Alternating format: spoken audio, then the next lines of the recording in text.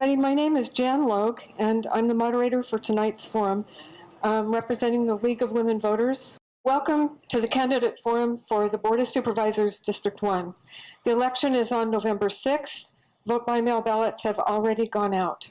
I would like to welcome each one of you tonight. Thank you very much for coming, and this, I hope, will be a very informative and interesting evening for everyone. So let's start with the opening statements of up to 3 minutes each. And Mr. Chimenti, you won the toss. Okay. Well, thank you all for being here. My name is Joe Chimenti, and I'm running for Board of Supervisors for District 1. And you know, when you look throughout your life, you can really say that timing is often everything. And as I look at the issues that are currently facing our county right now, first one, most significant in my mind, is public safety. I grew up in a law enforcement family. I spent 7 years myself in law enforcement. I have a son in law enforcement here in Shasta County. I'm not going to tell you that I certainly can appreciate everything these men and women face today, because I can. I did it a long, long time ago. But I can appreciate what it's like to go to a crime in progress. I can appreciate the importance of having backup. I can remember in my youth wrestling with someone, in my day it was PCP, who was extremely intoxicated, and I'm doing everything I can to just stay in control, and you really gauge that on the sound of the sirens. The louder the sirens get, the closer the backup is, the shorter the time is you have to hold out. So I really have an appreciation for what these men and women do, and I don't want them going to emergency calls without the appropriate backup. I think we really need to support our public safety, and I have an appreciation of that, as I said. I went back to school at night when I was a police officer, actually wrote my thesis in the front seat of my police car, and got an MBA. And I went into the private sector, and I spent 25 years in business development, working with distribution networks predominantly all across North America, a little bit of Europe, a little bit of Asia, but mostly North America. And I got a real appreciation of the importance of the entrepreneur and the entrepreneurial spirit. And when you really look at vibrant economies across the country, and I had the opportunity to sit in many, many downtowns in my 25 years, it really comes down to small business. It's the small business owner that takes the risk. It's the small business owner that really adds vitality. It's the small business owner that is really invested in the community. Unlike many large corporations, the small business person has family there, is raising family there, has a home there, is really committed to being successful and having a successful business, and I think that's very important.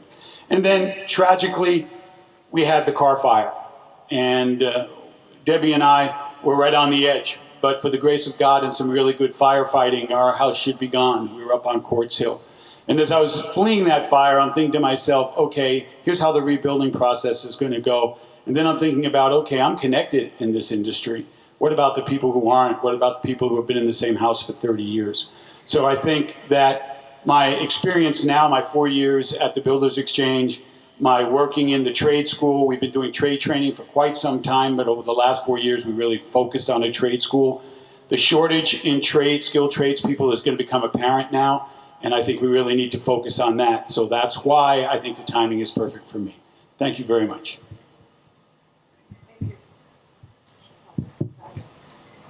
Good evening, ladies and gentlemen. I'm David Kehoe. I thank all of you for being here this evening, and I thank the League of Women Voters. What I have done, and I've been having the time of my life on this campaign, what I've done is I've jotted some observations from the campaign trail that I'd like to share with you. And the first one is, and I think everyone in this room knows this, voters are smart. They want results, not empty promises and talk.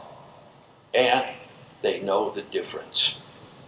I strive to provide creative and dynamic leadership that solves community and individual problems for my constituents in a timely and effective manner. I want to discourage an approach to government that embraces business as usual. That mentality is debilitating to the smooth operation of government. I strive to individually assist residents in their hour of need, and I'm successful at doing that. I have experience, energy, and tenacity to serve my constituents.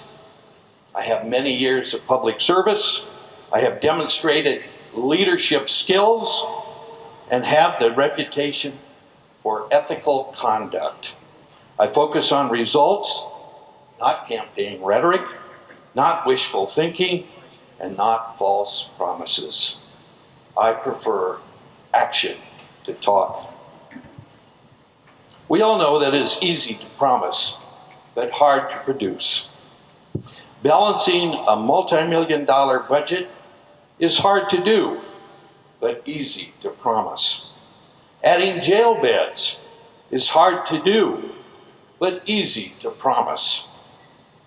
A reputation for integrity is hard to acquire, but easy to promise. So as we go through the evening, I'd like to explain some of these points of observation. Thank you. Thank you. Well, we've got some really good questions here, and quite a few of them. And not surprising to me is that there are a number of questions about taxes, about homelessness, about fire, about law enforcement, and housing. So I'll do my best to organize them in groups, but I can't promise anything. I may have to come back to a topic, okay? So, Mr. Chimenti, you are going to be first. And this is going to be a 2-minute question. And thank you for reminding me, timer. Okay. There will be 1 or 2 minutes. I don't know if I said that earlier, for response on these questions. This one is a 2-minute question. So, Mr. Chimenti, what percentage of the county budget is made up of the property taxes paid on Shasta County property? After the car fire, tax collections will fall. Where will the county cut its services? That is going to be one of the many challenges that we face with the car fire, is that because houses have been destroyed, they're not going to pay the level of property taxes, and that's a revenue stream that is very significant. One of the things we can hope to do is, if we're using local contractors, if we're using local materials, if we're buying locally and we're employing locally, that we can put tax revenue back in to our marketplace. That's a significant issue that we need to address. We really need to also focus on other issues that are going to present themselves. That is the speed at which we can rebuild things. And I think that's why an emphasis really has to be put on how do we expedite the building process? How do we get people back into their homes and back to a level of normalcy so that they can function as they normally would and invest in their lives as they normally would? That's a beginning place to start. We have never seen, certainly I've never seen a tragedy of this magnitude. And that's why the collaboration of the community is so important. And working both county and city and having an open mind in the planning department to be able to expedite the building process and to be able to get things done quickly. Again, to get people back into their homes and to create some sense of normalcy, because I think that is the most anxiety-riddled portion of this. And again, people have not gone through this, and the anxiety of being unsettled and not being in your home affects a lot of things. It affects your buying patterns. It affects your sleeping patterns. It affects what you do with your children.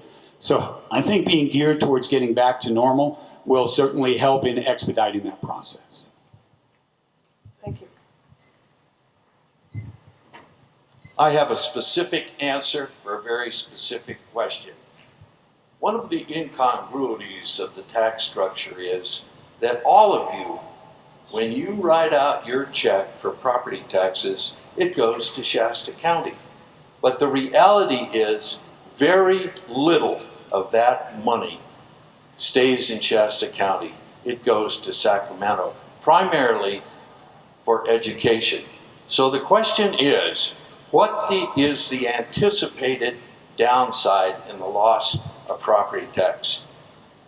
I talked to Brian Muir yesterday. Brian estimates that the loss will be between $500,000 and $700,000. What that means to all of us in this room, and certainly what it means to me and the Board of Supervisors, is we have to manage our affairs as we have done in a very exacting and straightforward fashion. Thank you. The next question is a 1-minute response. Mr. Chimenti, would you support a countywide tax for enhanced fire protection? Well, actually, I have from the very beginning supported a specific countywide tax for public safety. And I think it has to go across the board. I think we have to look at police, we have to look at fire, we have to look at jail, we have to look at the DA, we have to look at the public defenders, and we have to look at all at the municipalities. And one of the thoughts I had, and I just did this roughly with a spreadsheet, is you look at what the total tax base is, you look at what your percentage of population by city, and then you allocate funds accordingly. I would only endorse a specific sales tax because I want to make sure that we know exactly where the money's going, exactly how the money's going to be spent, and that we can track that. Thank you, Joe. In 2014, I wrote the following to the Chamber of Commerce relative to a general tax. And these are the conditions that I would support such a tax.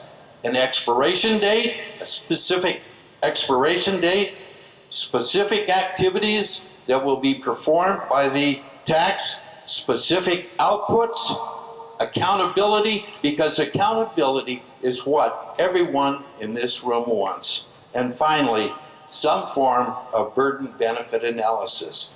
All of us, if we vote for this tax, have to know what we're getting for our money. This isn't rocket science. Thank you. You know, I should be doing this in rotation, shouldn't I? But you've been fairly successful in doing it. Well, not tonight. So the next one, Mr. Kehoe, you're first. All right. That's Okay. great. Thank you. All right. So sorry, you guys. So this is a 1-minute response. All right. And this has again to do with the car fire. What thoughts do you have about possibly improving evacuation planning for the county? Evacuations. Well, evacuation is predicated on judicious planning. And I will tell you this, over a month and a half ago, I put forth a 10-point program to assure that if we follow this, we will not have a car 2 and a car 3. One of those things relative to evacuation is there has to be an effective secondary road access. And the problem is that over the years, that secondary road access becomes in disuse. We can make this happen, and I encourage all of you to look at the 10 points that I have put together. Thank you.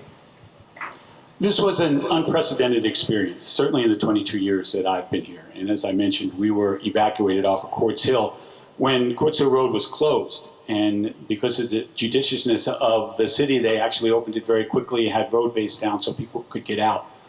You know, there's always a learning process. And I went to several of the meetings with Cal Recycle about clearing lots and what they've learned in the other locations in Sonoma. And I think we'll learn. I think our first responders did a really good job given the fact that this thing moved so fast and so viciously that experienced firefighters had never seen anything like it. Will we improve the protocols? Unquestionably, because it's a learning process, and that's how you do it. You look at what you did right, and you look at what you did wrong, and you focus on what you did right, and you mitigate what you did wrong. But I was very pleased with the way it worked out. 38,000 people in a short period of time. I think those men and women did an outstanding job, and hopefully we never have to do this again, but they'll be better at it. Thank you. Mr. Chimenti, I think you're first, right? Okay. It should be easy, you know, 1, 2, 2, 1. Okay. Okay. We got For it. me. That's right. I hope you got it. I'm the guilty party. So this is going to be a two-minute response. What do you think are the most important steps that the county should take to address homelessness? Well, there are a lot of things around homelessness. And I think one of the first things we need to look at is how do we evaluate people who are homeless? How do we separate the homeless from the criminal element, from the transient element? And these are really where the greatest challenges we face. Now, we spend about 225 million on those social services. I think we have to look at each one of those categories and see, are we best spending our money? Follow the money, see what we're doing. There is no short-term fix to this. This is going to take a while. Sometimes, in some cases, it's become generational. The children watch mom and dad with their hand out and getting a handout, and they thought to themselves, okay, this is a process I can follow. So we really have to start breaking that cycle. What we've learned, adverse childhood experiences, a lot of studies are being done around that. Shasta County has twice the state average for adverse childhood experiences, which have debilitating impacts, both physically, emotionally, and socially to young people, and can predetermine the direction their life goes in. So I think we need to be better in the schools. We need to work more closely with parents. We need to put an emphasis back on parenting. The greatest place to learn the things that a person needs to learn to navigate life begins in the family. And we need to put more emphasis on the family. And having raised 4 children in our family, I can certainly appreciate that.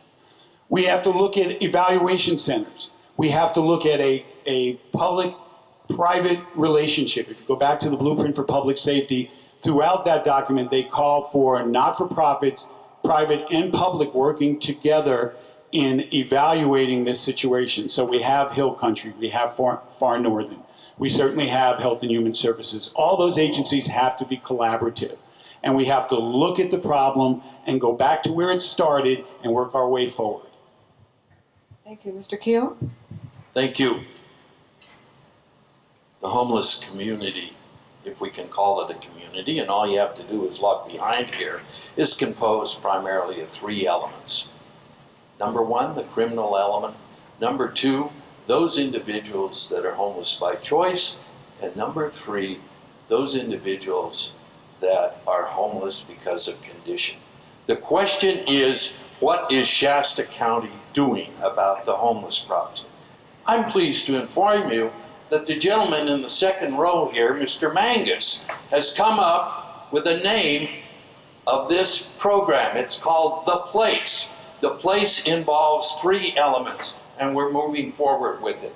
The first element is a limited sobering center to get people off the streets. The second is a medical respite facility where people who are homeless, they're in the hospitals, the hospital needs some place to discharge them. We're saying they're going to discharge them to the place. And the third category is a low barrier homeless shelter where individuals can receive the services they need to make improvements in their lives. We're moving forward with this. I think just about everyone in this room would say, let's get the homeless off the streets. That's what we intend to do. And to do that, you probably saw the Ninth Circuit Court of Appeals decision, you have to have a place for the homeless to go. And thanks to Mr. Mangus, it's the place. Don't sit down, Mr. Kehoe. You're next. Oh, okay. I'm Very good. trying to get better at this. Sure. Maybe by 7:3. All right. This is a question. This is a 1-minute response. What's the status of county employees' pension payments to the state? Mr. Kehoe. Oh, that's a great question. That's a great question. I have for your perusal this evening the position that Shasta County has taken relative to the PERS pension liability, relative to other post-employee benefits or retirement health care. It's right here. We have taken a proactive position in both of those categories. You will be pleased to learn that in the second category, the OPEB, we have set aside thus far around $50 million to retire those obligations. We put a fence around that category. We're not going to spend it for anything else. We anticipate we'll be able to retire these obligations in a few years. Joe. Mr. Chimenti? That is a problem that took a long time to get us to, and it's going to take us a while to get out of it. We're going to have to start with new employees. The concern I have is, certainly I understand putting a fence around the pensions to protect them. I want everyone to have a pension. I want everyone to be gainfully employed. I want all of that. What concerns me is right now taxpayers are paying to put a fence around South City Park. So we really have to look at where our priorities are and how are we going to mitigate this in the long term.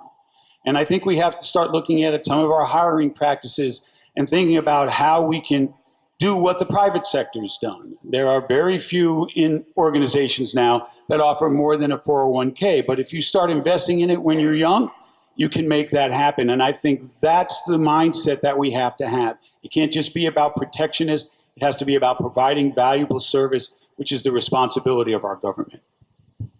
Thank you. Yes. This is a pension. You already answered that. All right, so Mr. Chimenti. Yeah, I spent too much time today in the sun planting pansies, sorry. It's my excuse. So Mr. Chimenti, would you support additional resources for the district attorneys and the public defender's offices? Absolutely. 1 minute? Absolutely, I would. And when I had mentioned before about a half-cent sales tax, specific tax, it would absolutely be included because there can't be a clog in the system anywhere. And when you're asking an attorney or a public defender to handle, and I'm going to guess 50, 60, 70, 80 cases, you're not going to get good legislation or good handling of those situations. That's just not going to happen. So absolutely, we have to look at funding the entire criminal justice system. And that includes jails, that includes police officers, that includes support personnel, that includes district attorneys, and that includes public defenders. Thank you. Mr. Kehoe?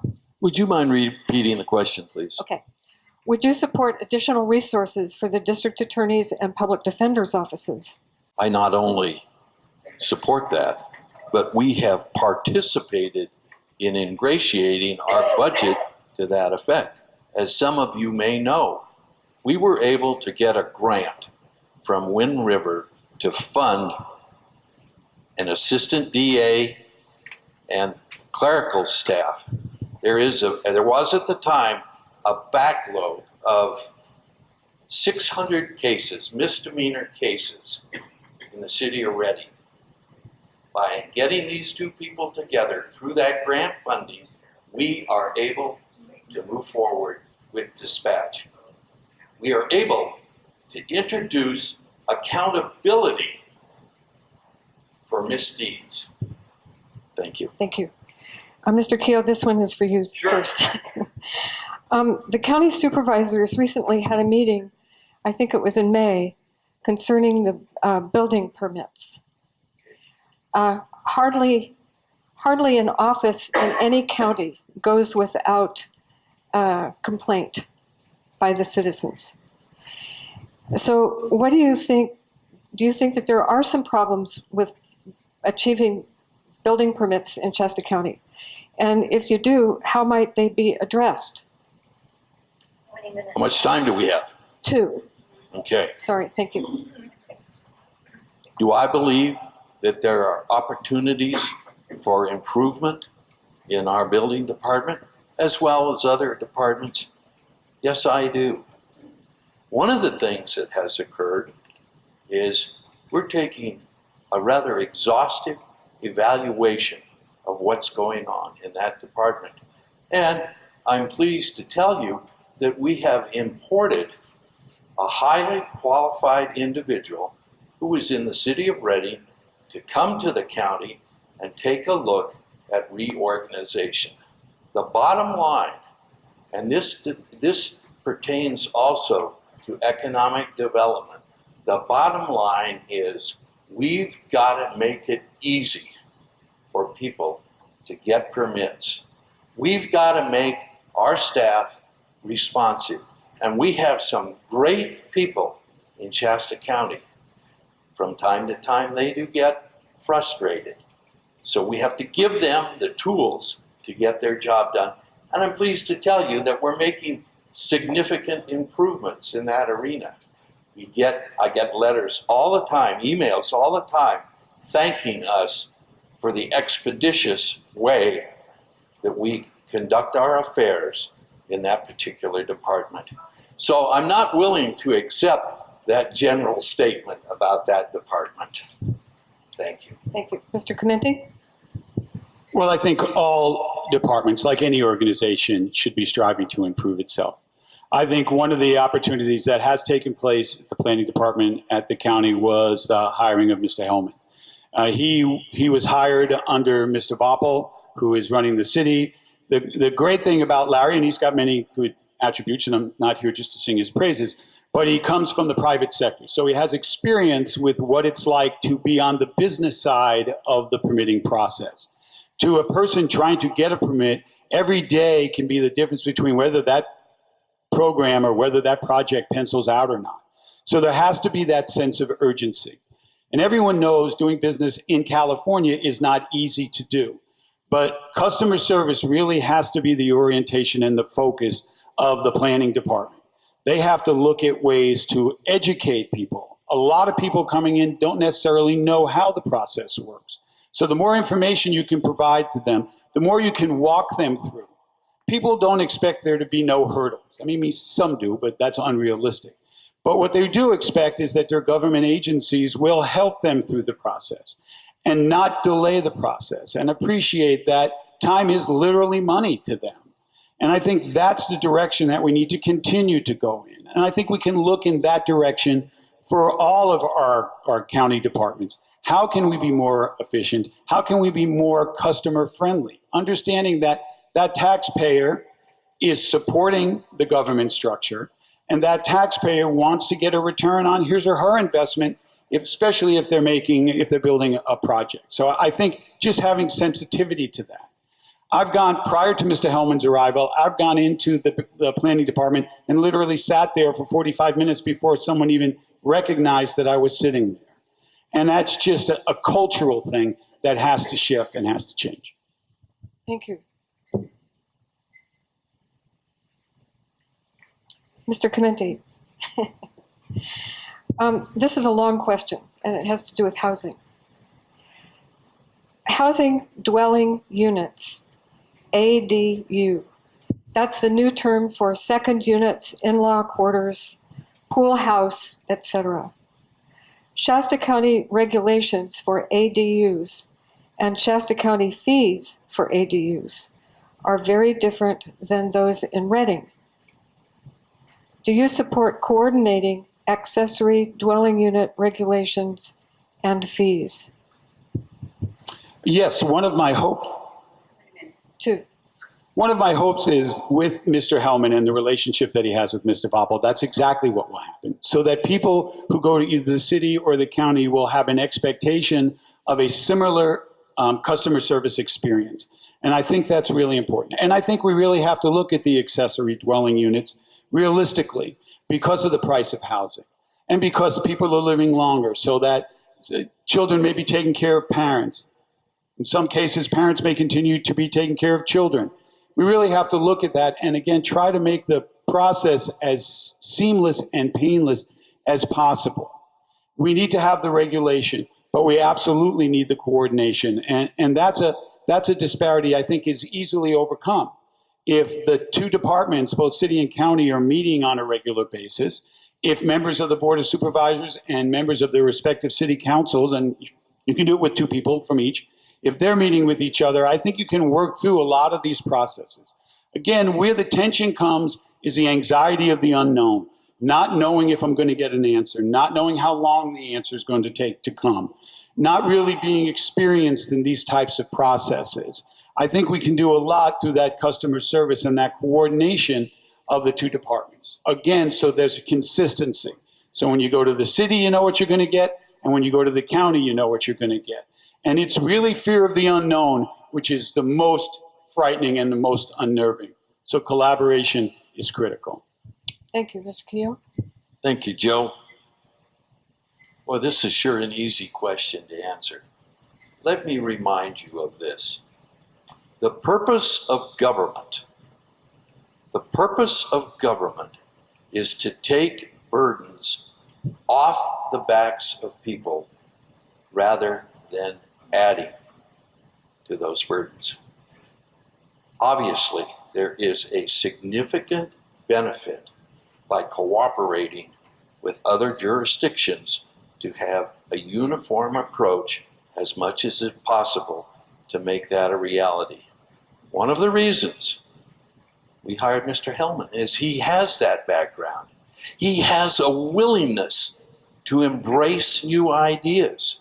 He's not wedded to the status quo, and neither am I, or neither are the Board of Supervisors.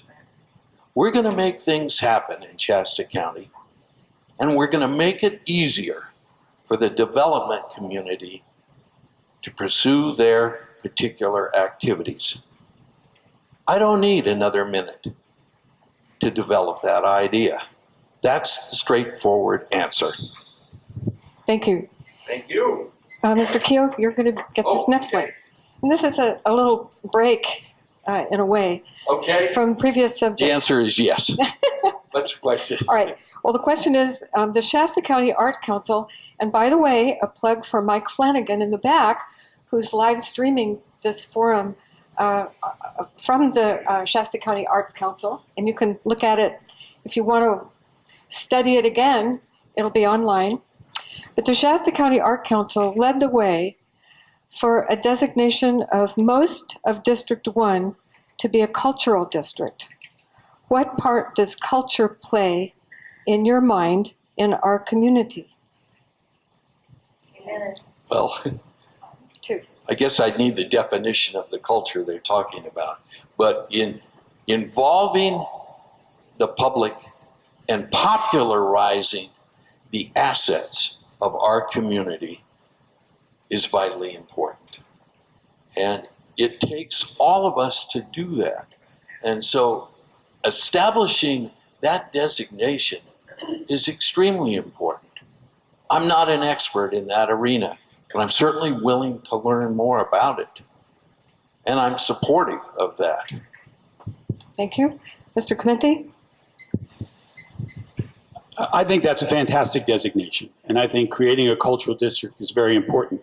When you look at the revitalization of downtown, and when you look at who is migrating towards downtown, which is a lot of younger people, millennials, the opportunity to appreciate art, and the opportunity to enjoy music, and the opportunity to enjoy good food and a quality lifestyle are very important. So I think that's a significant designation. I think we should be real proud of that. And I think that's something we should continue to tout very loudly in terms of why we should continue to be developing our downtown and why our downtown business district is so important to the future, because it really does bring in the young people. And they're the people that are going to raise their families. They're the people that are going to elevate up and buy homes, and they're going to buy minivans depending on how many children they have. They're going to be investing in the community. And I think that's really how we have to look. So I'm very proud of our community for getting that designation, and I want us to wear that proudly.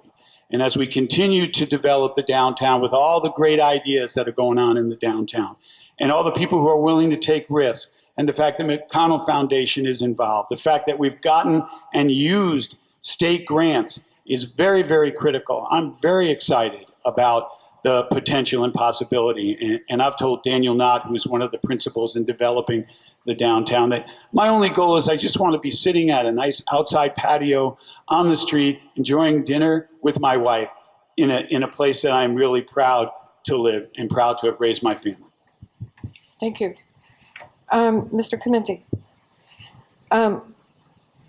there's a concern that I see in the card questions about adequacy or inadequacy of sheriff's patrols in much of District 1. So do you have any thoughts on that? Do you have any proposals for increased sheriff's patrols in District 1? 1 minute. Okay, I think actually a good portion of District 1 is handled by RPD. But I have a lot of concerns about the lack of deputies. And the two main concerns are, one, you're sending a deputy to a potentially violent situation, and she doesn't have adequate backup. And two, now you put the potential victim in an even more risk-prone environment. So we have to look at every way we can to bring more law enforcement.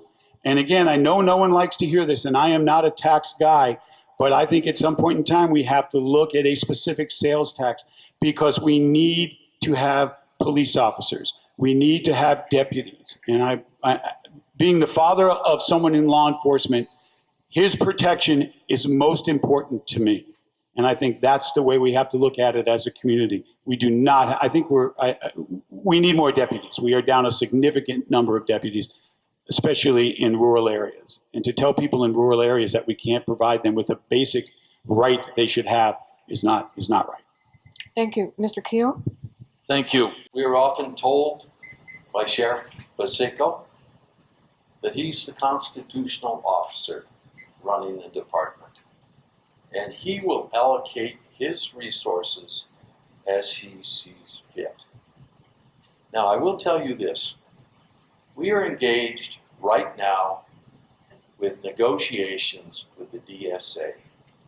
And without giving you specifics, we have put together a very attractive package that I think will deal with some of the elements of that question. I will tell you this also.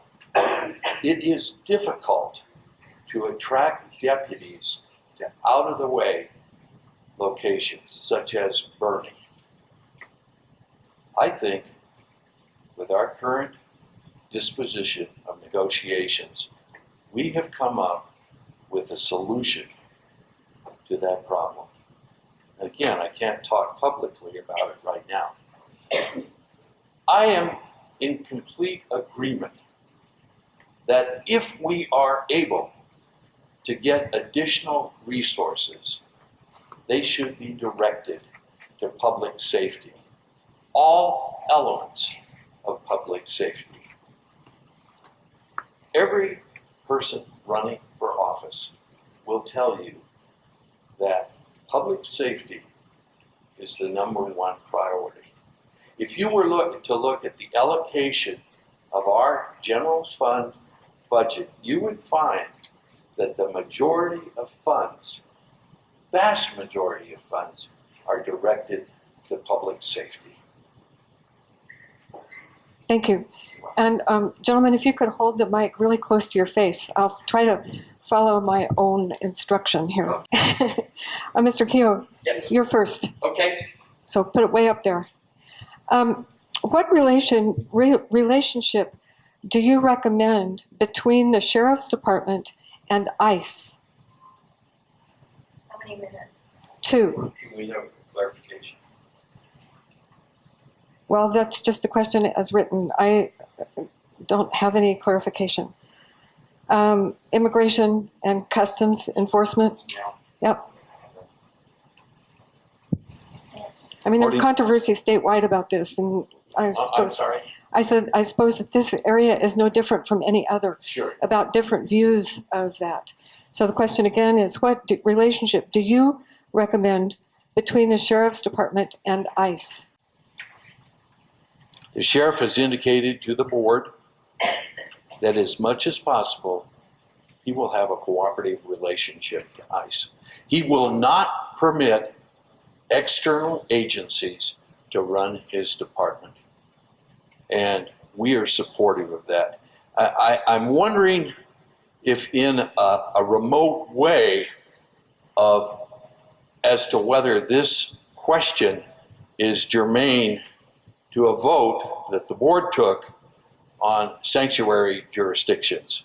And if it is, then perhaps the person posing the question could state that, and I'd be happy to respond to that vote that was taken. I may make that a second question if we have time later on. Okay. Okay. I think law enforcement has to have a working relationship with ICE. One of the things we face in this community are cartels.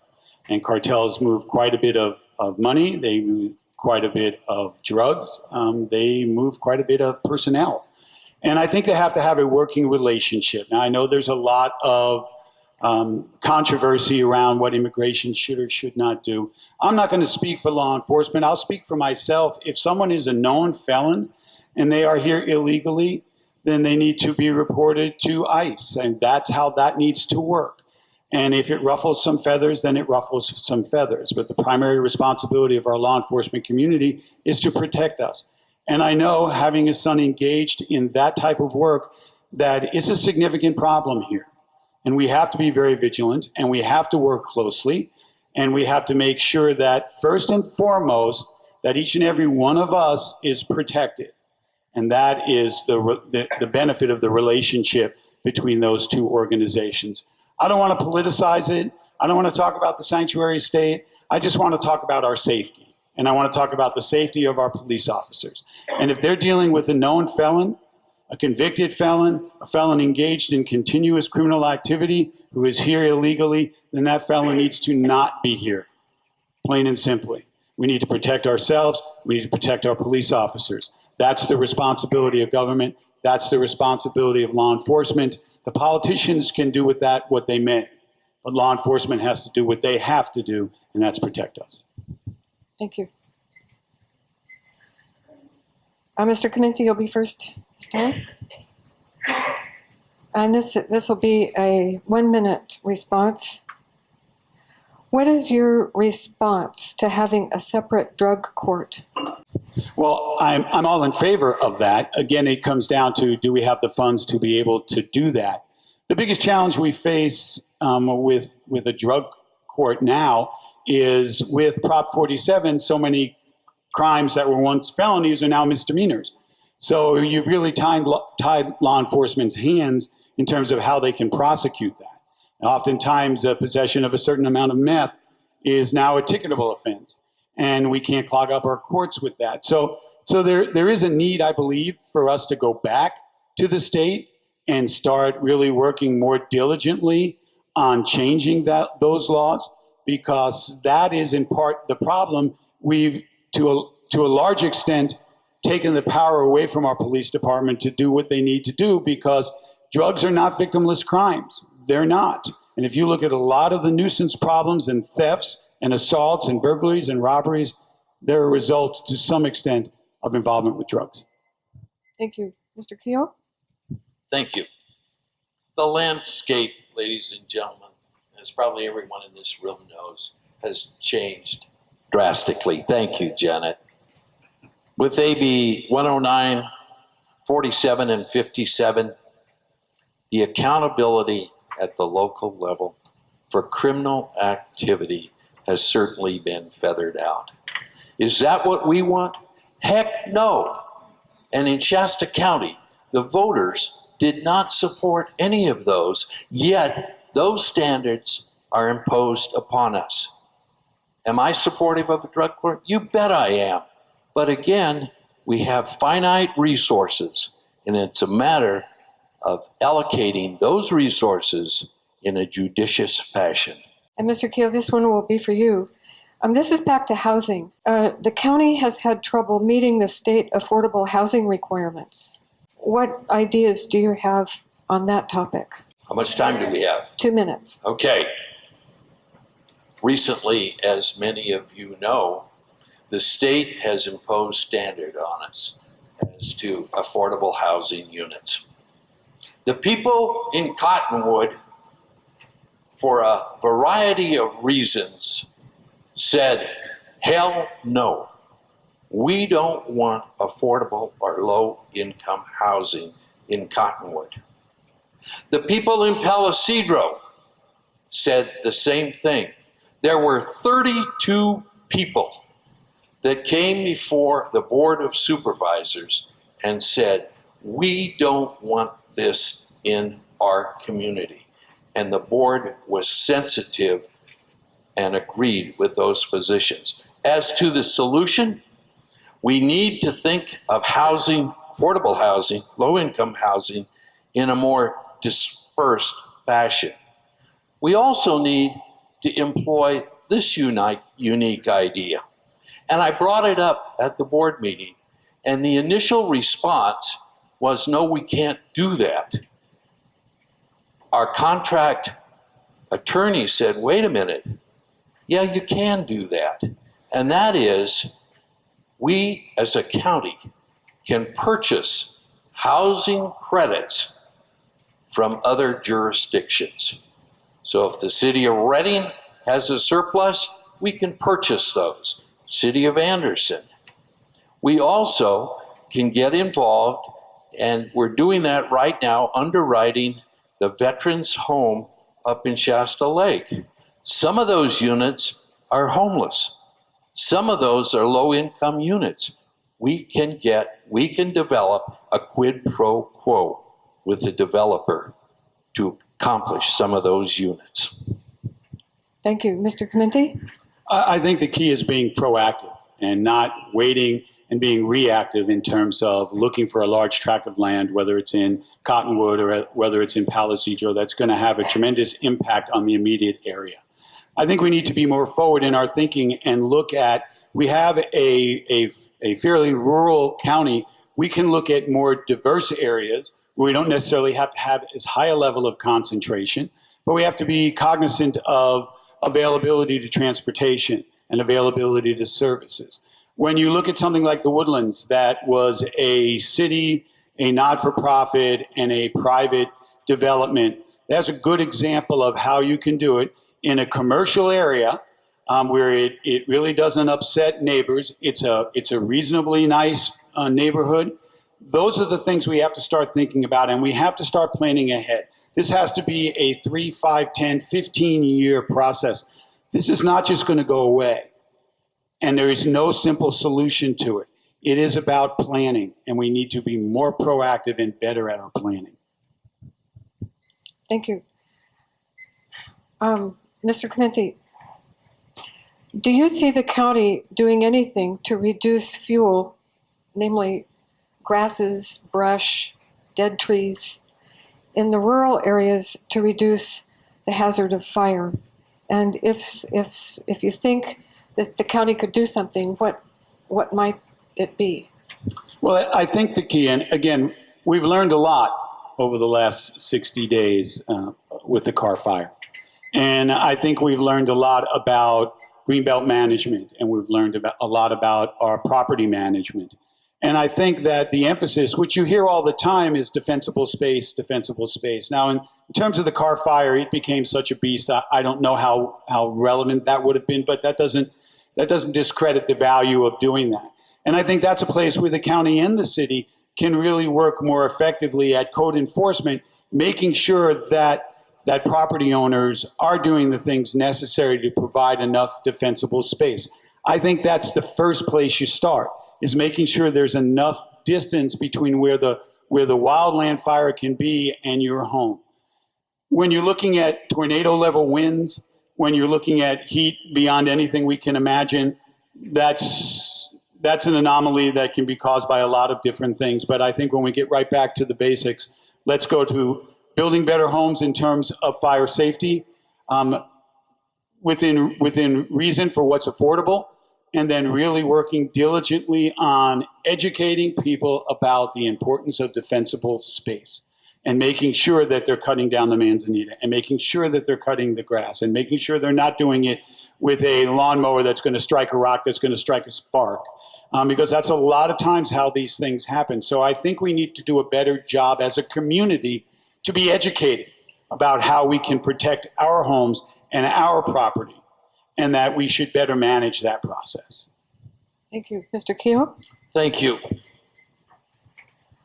As some of you in this assembly may know, I spent a good number of years in fire management. I know fire chemistry. I know fire behavior. I know how to deal with individuals in the fire service so that we can put together a program that will reduce the hazards of individuals that are living out in the outlying areas. I mentioned earlier, I have a 10-point program. I am pleased to tell you that the first thing, Number one is the establishment of a Greenbelt Management Program applicable to development areas subject to aggressive fire behavior. Pleased to tell you that the City of Reading is moving in that direction. The county will also be moving in that direction. Let me give you an example. A number of years ago, I had some lots on the west side of town. I got a call from the fire department that said, Dave, you need to take down the debris in your lot. And I did so. Thank you, Janet. And then I turned around and looked across the street. And what did I see?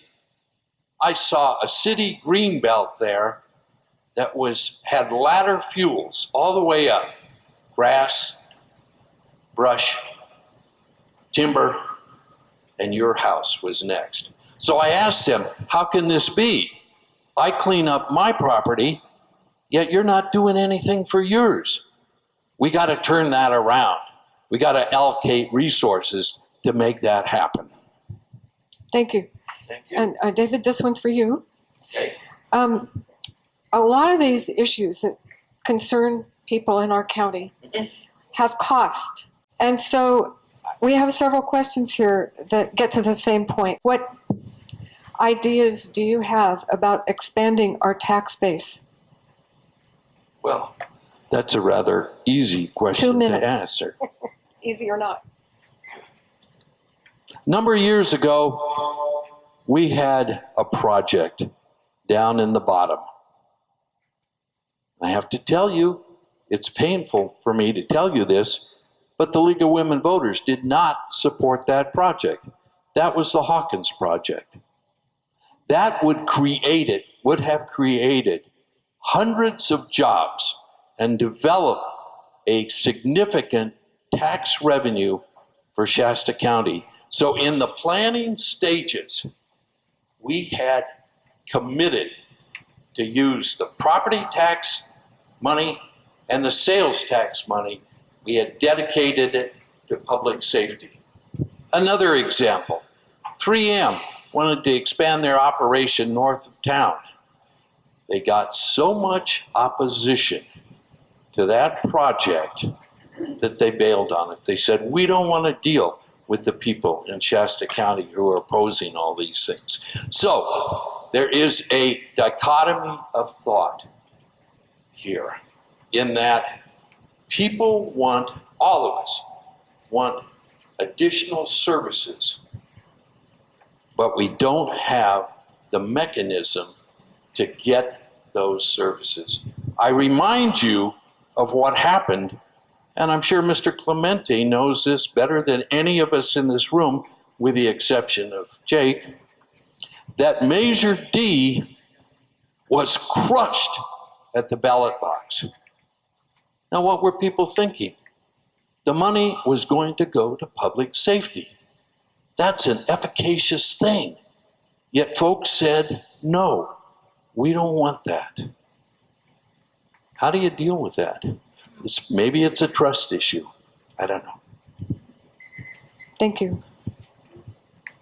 Well, having been on point for that measure, and having had the phone slammed and doors slammed in my face, I can assure you it was a trust issue. And we need to live in a community that can trust its elected officials and believe that they will actually do what's in the best interest of the community. And I think it really starts with education, because people feel that things are being taken away from them, and taxation is certainly one way to look at that. We need to develop economically, and we need to work together as a community. We really need to collaborate and let people understand that the long-term solution to these problems is economic development. And if you look at communities who have done that, who have come through what we're going through, that's where the answers lie. It's important to encourage economic development. It's important to encourage people to appreciate that it costs to run a government. It costs to provide public safety. It costs to run jails. It costs to keep the streets clean and to keep them in good working order. We have to first look to developing our economy. And the more we can do, we're an island up here. We're not going to be able to do what like Roseville or cities like that can do. We're an island. So we really have to look at where are our strengths. And our entrepreneurial core is really where our strengths are. And we need to continue to encourage entrepreneurial growth and development, because when we encourage people to work and to build businesses, then we all of a sudden have a tax base. When we continue to train people at all levels, whether it's technical training or trade training, then we have a more capable workforce and we can more rapidly grow businesses. When we look at the Venture Hub and startup businesses and we continue to support their growth, this community has to understand we've all got to work together. And I know it's cliche, but there's a reason it's a cliche, because that's the only way we can successfully achieve what we want to achieve. We have to do it as a community. We saw what this community could do in the wake of the car fire. I'm confident this community can do that in any situation. Thank you. Mr. Chimenti, this will be for you to begin with. Not everything in a community that lends itself to quality of life has a cost, not everything. Sometimes, attitude doesn't cost anything. And this is a good question, I think. Does Shasta County have a role in combating racism, making this a safe, comfortable place for all people? Absolutely. One minute. Absolutely. I mean, I think we all as individuals, and that's really where it starts. Mother Teresa, and I'm going to paraphrase her, said, if you want to change the world, go home and love your family. It starts that simply. So we need to have respect for one another. And if we have respect for one another, whether we agree politically, whether we agree from a religious standpoint, whether we agree from an economic standpoint, we have to respect each other. And that's not a responsibility of government. That's a responsibility of civilization. That's a responsibility of humanity. And when we lose that sense of humanity, we're in real trouble. I don't see that happening in our community. Again, I'll go back to the way we responded to the car fire. We are a great community that rallies under the most adverse of circumstances. There is never room for racism.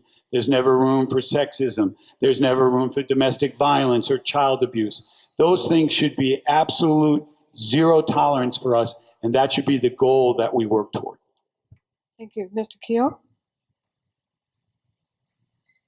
The backbone of any community is the goodness of people. The goodness of everyone in this room. The willingness of everyone in this room to help other people. I've lived here all my life. I've seen that goodness manifest itself year after year after year. Look at the volunteer community that we have. People giving up their time, their efforts to help other folks. That's what determines quality of life. That's what's important. And I believe that everyone in this room displays that goodness. Thank you. The next couple of questions have to do with lawbreakers. So, Mr. Kehoe, you're first. Do you have any specific proposals where, in working with the 3 cities in our county, to achieve additional detention options beyond those that are already being developed? And of course, then the next question is cost. How would they be paid for? Additional detention options. Detention, yeah. Incarceration of some kind or other. I think there are 2 opportunities here, and I addressed the first one earlier. There has to be consequences to antisocial activities. There has to be consequences to illegal acts. We have talked earlier about the value of having a misdemeanor prosecution program. We've talked about the backlog, 600 to 700 cases. If any of you drive down the interstate on a Saturday or Sunday, one of the things that you will see is individuals in orange jackets picking up trash. We need to have a program here in Shasta County that is tantamount to that, where people can work off their sentences in a practical way that benefits the entire city, that benefits the entire county. Thank you. Mr. Chimenti? We're certainly going to continue to need more jail space, and I applaud the efforts of bringing in 100 additional beds. But they are in an existing facility that is 35 years old, and we need several hundred more of those types of beds. So I think we need to continue to look for money. We should not and cannot give back grant money. And that 1022 money is still moving around out there. I contact the Board of State and Community Corrections, which was formed right after AB 109, which oversaw the ARC. And that money is still out there, went back in queue. I do so as a citizen. I just contact them and see, is there an opportunity for us to do that? We certainly need to get more jail space because we're a county seat. And as a county seat, we are going to continue to deal with the repercussions of AB 109. And I don't see AB 109 changing anytime soon. And I certainly agree that we should be putting the prison population to work, to teach them work skills, and to help us. Thank you, Mr. Chimenti. And that goes right into this next question. Not every criminal offender possibly needs incarceration. This questioner wants to know, what do you propose for possible rehabilitation efforts for, when appropriate, for some criminal offenders? Yeah, I think whether you agree or disagree with restorative justice, it's the direction that we're going. And I think you can make a significant argument that just imprisoning people is not in and of itself going to solve the problem.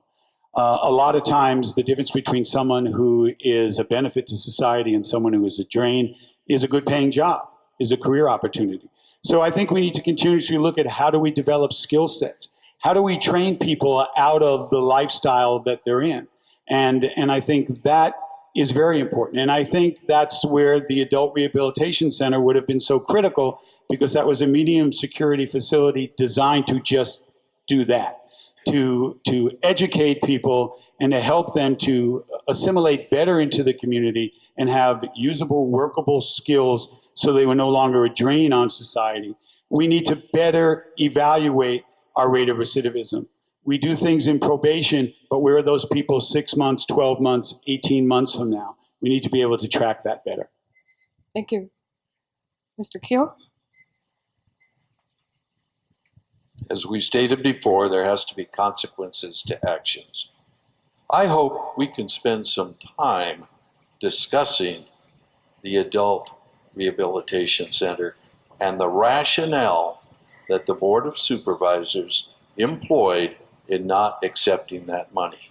But let's talk about some positive activities. We have here in Shasta County a day reporting center where people that have committed crimes are assigned to go to that jurisdiction. I have been to every graduation ceremony of those people. They've turned their lives around. They're becoming productive, useful citizens.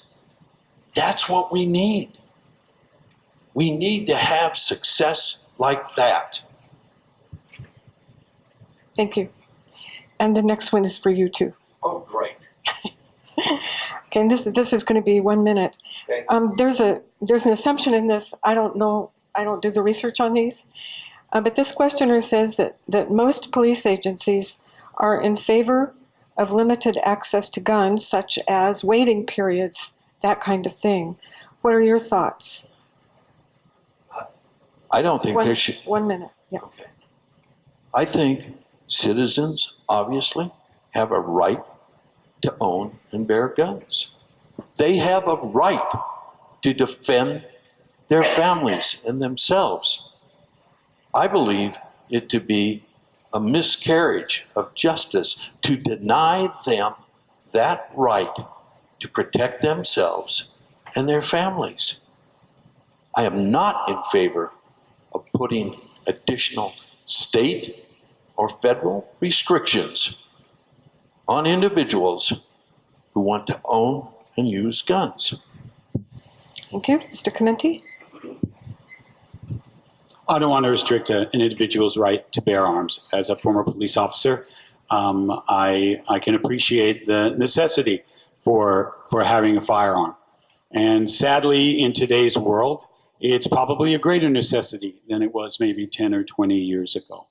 As far as background checks, I'm fine with it. For me, if someone wants to check my background, please, by all means. I just like to do it expeditiously. I don't think it should be a 3-month process. I think it can be done rather quickly, especially in today's computer sophisticated age. You can Google somebody and find out a lot about them in about 15 seconds. So I certainly think that doing background checks, honest people don't care. You can do background check. If you find something really exciting, please let me know. But I certainly believe in every individual's right in America to bear arms. What I do encourage people to do, if you do bear arms, is make sure you know how to use them. And more importantly, this is what police officers learn, is when to use them. Thank you. Mr. Chimenti, and this is a question that's going to be 1 minute. What can Shasta County do to connect me as a single mother of 5 with community resources, such as job skills training, so I won't be on welfare long term? I think a society, to be a civilized society, has to take care of its citizens to a certain extent. Certainly we have to take care of our children. Certainly we have to take care of our elderly. When you have a woman who's in a situation where she's raising 5 children on her own, first I say, God bless you. We raised 4 kids with 2 of us, and it is not an easy task. And I think those are the individuals that our government should be rallying around. And those are the individuals that should be able to have access to the resources, because my guess is if this woman is tenacious enough to continue to raise her children, that she wants to raise them in the best possible life that she can. And she's going to want to increase her skills and her opportunities so that those opportunities can translate onto her children. Thank you. Mr. Kehoe? Thank you. I want to talk about specifics. I want to talk about what everyone in this room knows. And it's simply this: people that are well situated financially, people that are well situated socially, have no difficulty at all getting assistance from county government. But it is the single mother of 3 children that doesn't know anyone that needs assistance. I get calls every day from those mothers, and I facilitate the service that she needs and she deserves to raise her family in tranquility. That's what my job is. I don't talk about it, I do it. Those people need an advocate in Shasta County government. I am that advocate. Thank you. And the next question is going to be a 2-minute question, and you're Mr. Kehoe again. Yep. The juvenile hall sits nearly empty. What can be done to better utilize that space? Question is, the juvenile hall is underused. There has been an idea banted about that we need to export all of those children to other jurisdictions and then turn it into an adult facility. Our CEO, Mr. Lees, has looked at that situation, and there are many roadblocks to doing that. Yes, we probably could do it under certain circumstances. He's in the process of analyzing that. There are dollars involved with that decision. Here's the difficulty.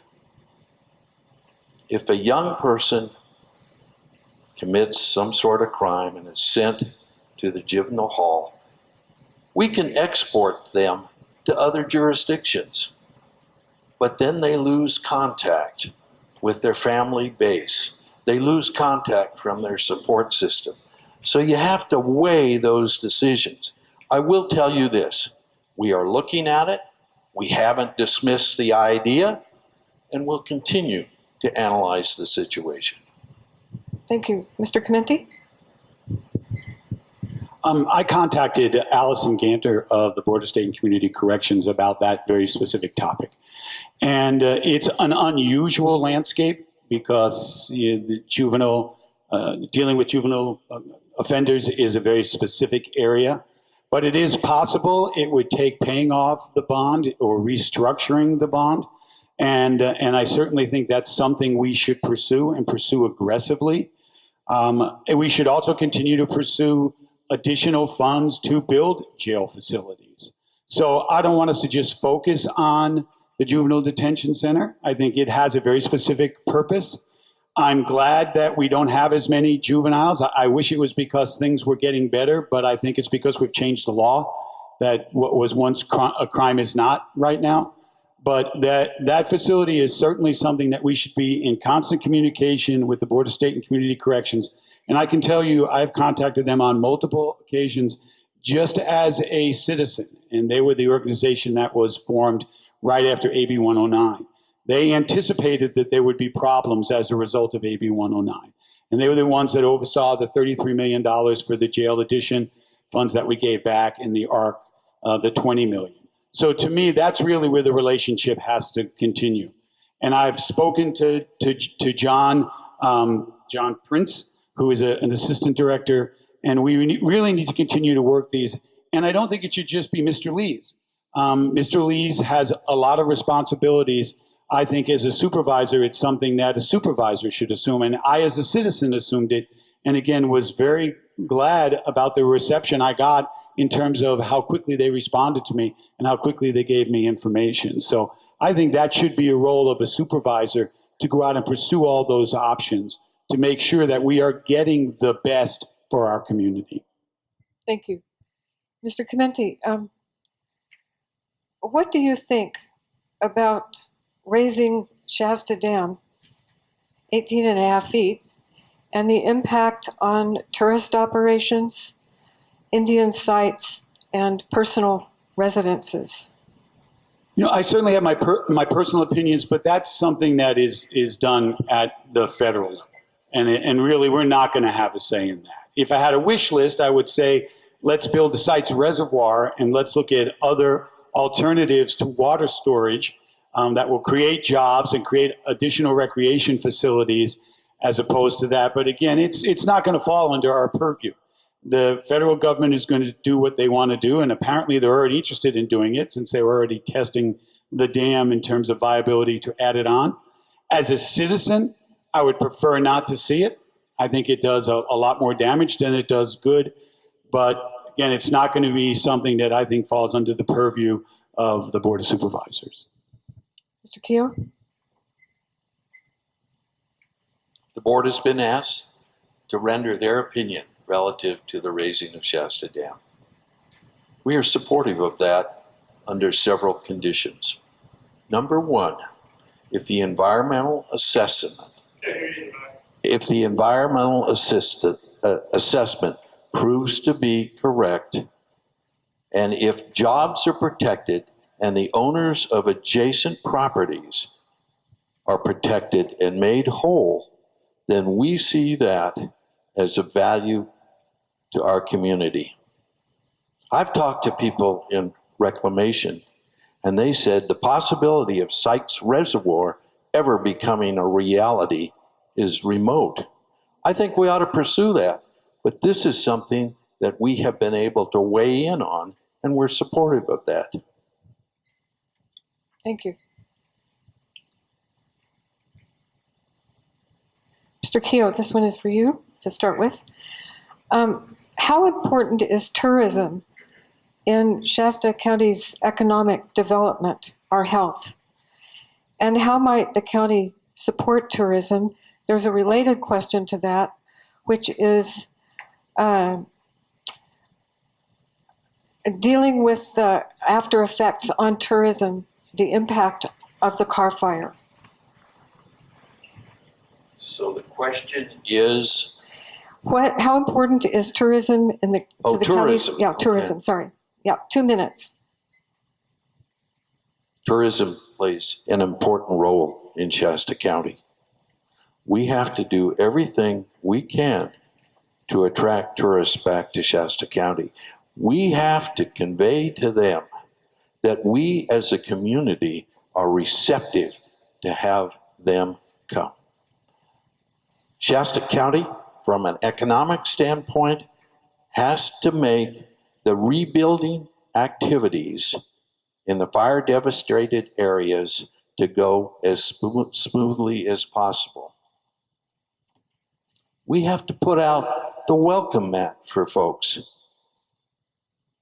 And I do that. And I get calls on a daily basis from people that say, gee, we want to come up, visit Shasta Lake or Whiskeytown Lake. Is it safe to do that? Can we bring our families up? Absolutely, it's safe to do that. And it's going to get a lot safer. But we've got to work in a cooperative fashion with people that attract those areas. But not everything is directed at lake activities. There's a plethora of other activities that are available to folks. So we have to redouble our efforts to bring folks to this wonderful environment where they can recreate. Thank you, Mr. Chimenti. I think there's an excellent opportunity right now for elected officials to be the face of the transition that Reading and transformation that Reading and that Shasta County is going through. I am part of, as a member of the Builders Exchange, part of the Upstate California Economic Development Partnership, which includes myself, the EDC, the Chamber of Commerce, and tourism. I think we really have to look at tourism as a significant economic driver because it brings people here. And then once we bring people here, hopefully we can create an economic environment that encourages them to stay here. But again, as a citizen and as a person who's been involved in business for 25 years of my life, if an elected official comes up to me and talks to me about the things that are happening in the county and the reasons why I should move here and the reasons why I should have my family here and the reasons why I should visit, that's compelling to me. Because a person who's an elected official really they're an elected official. They're doing it because they have a heart for their community. And I think their message resonates very loudly. And I think today, in the age of social media, there is an excellent opportunity for us to launch a campaign that talks about come and visit. Come and see what Reading has to offer. Come and see what Shasta County has to offer. Not just as a place to visit, but as a place to live, as a place to raise your family. We went through a catastrophic fire, and its impact on neighborhoods, you can't mitigate that in terms of the emotional impact. But in the forest, fires happen, and there's a natural reclamation that takes place. And I can remember taking our family to Yellowstone in 1998, 10 years after the devastating fires there, and there was a history lesson to learn. There was a biology and a dendrology lesson to learn.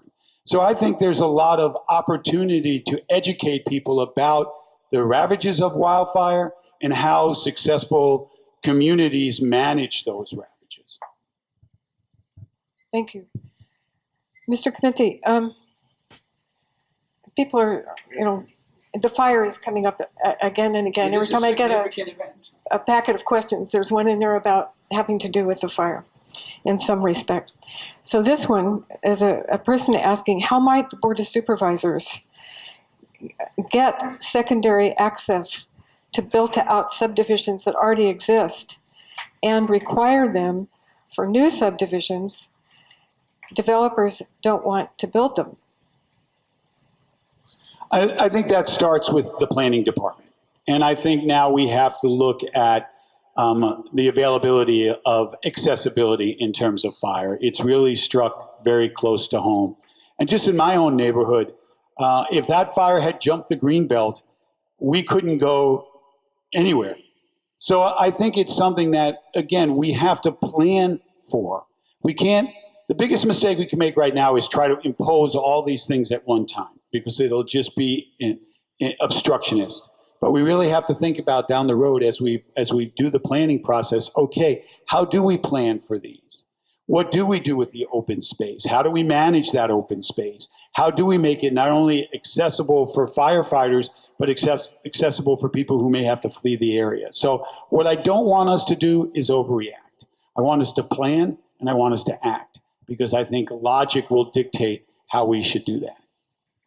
Thank you. Mr. Kehoe? Again, based on my extensive fire management background, one of the things that I covered in the 10-point program is secondary access. Thank you. I spoke with people west of town, and they were not able to extricate themselves from the fire area because the secondary access was not passable. So we need to do two things. We have to guarantee that that secondary access is in force, and then we have to periodically, on a scheduled basis, make sure that secondary access is passable. This is a way that we can protect ourselves along with a litany of other activities that we should be doing. Locating developments in high hazard area is a prescription for disaster. Thank you. There is going to be one last question. And Mr. Kehoe, you'll be first on this one. And this is a question about the healthy community initiatives that are being promoted by the health department. Do you support those initiatives? And can you talk about any of them in specific, with specificity? And that'll be just 1 minute, sorry. 2 minutes. I was swayed by an audience participant. Okay, so healthy community initiatives. One of the advantages that we have in Shasta County is we have a proactive health department. We have a proactive health and human services department. And we have advisory boards that work with us to share their ideas on how we can make improvements. This is a positive thing because a healthy community is a successful community. I want you all to know that people that work in those departments do not have a monopoly on good ideas. It's up to all of us in some fashion to provide constructive ideas where we can improve the quality of life. We spend a great deal of money in this arena, and we measure the accomplishments that we're achieving. People are real satisfied with what's going on in Shasta County as far as quality of life conditions. We're going to continue to do that, and we're going to expand on that. Thank you. Mr. Chimenti? I think improving the quality of life and certainly focus on healthy lives is very important. And the reality in Shasta County, and I mentioned it before, you look at adverse childhood experiences, we are twice the state average, which is not a good thing. We have to go back to the basics. We have to go back to the fundamentals of parenting and the responsibility of parents and the responsibility of a community to encourage children to develop good habits, to develop healthy habits, to develop work habits, to develop study habits. We have to do a lot as a community. It can't be a government issue. It can't be just a private issue. It has to be a collaborative issue. But we really have to shift the paradigm. We have to get our children off the couches and not always in front of their Xbox or whatever the modern games are today. I'm a little outdated on that. And get them out. Get them on the soccer field. Get them on the trails. Get them on a bicycle. Let them stop and think about the responsibility they have to their bodies and the responsibility they have to their community. And having raised 4 boys, they're pretty in tune to that stuff. They're pretty in tune to their environment. I get yelled at if I don't put a can in the right, if I put it in the trash and not in the recycle bin. I mean, I think that this is a culture shift that our entire society needs to do. We need to get up and get out and start doing stuff. America needs to start making stuff. It's from an economic standpoint. But I think there's a lot that we need to do to continue to encourage young people and our children and parents to encourage a healthy lifestyle. Because when you develop a healthy lifestyle, not only do you have a much more enjoyable life, but you're less of a burden on society. And all those things are good. So I think we need to continue to improve upon our attitudes and our philosophies, especially in working with young people. Thank you. Okay, now is the time for the up to 2 minute closing statements. 2 minutes. Thank you very much, ladies and gentlemen. You've been a great audience. My reason for running for the Board of Supervisors is to continue providing high-quality service to the individuals in our community. I'm not pushing the interests of special interest groups. I'm there for all the citizens in our community. I'm not there for a job. I'm there to serve you. Hey, you want to coach, Joe? I'm not there to serve a job. I'm there to help people. And I do want to talk about this. I have been vilified in the Record Searchlight. I have been vilified in the Record Searchlight for not accepting the money for the ARC. Both the auditor controller, the sheriff, and the CEO said it was injudicious for us to spend that money. My opponent said that he could raise $4 to $5 million to make that a reality. When I look at what was listed in the paper the other day, ladies and gentlemen, that's just wishful thinking when you look at the situation of the Builders Exchange and you read this article. Thank you for your time. Thank you for your questions. You're a great audience. Thank you. And Mr. Chimenti? Yes, well, since Mr. Kehoe raised the issue about the ARC, I did some investigation on that very topic. And I contacted John Prince, who's the deputy director, and I asked him about the Adult Rehabilitation Center. I sent him an email, and I said, let me look at the lease, may I, and just see how it's going to work.